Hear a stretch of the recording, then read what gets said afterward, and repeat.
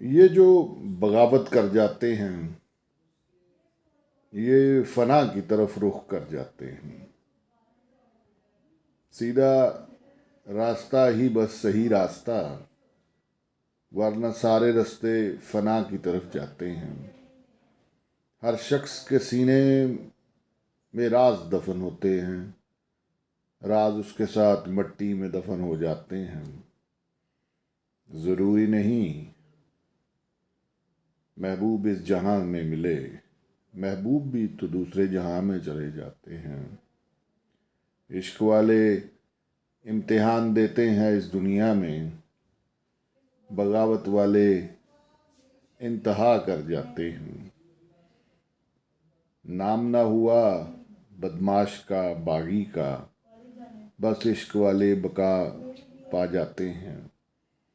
सजदा शुक्र है तुझ पे वाजिब, बस इश्क वाले बका पाते हैं। ये जो मौजूदा सिचुएशन है जिसमें मादियत के ऊपर पूरे मुल्क के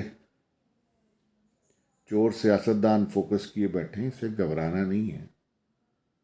मादियत बड़ी छोटी सी चीज़ है, ये दुनिया बड़ी छोटी सी चीज़ है। कितना बागी हो जाएंगे, आखिर इनको कुदरत की ताकतें नहीं छोड़ेंगी।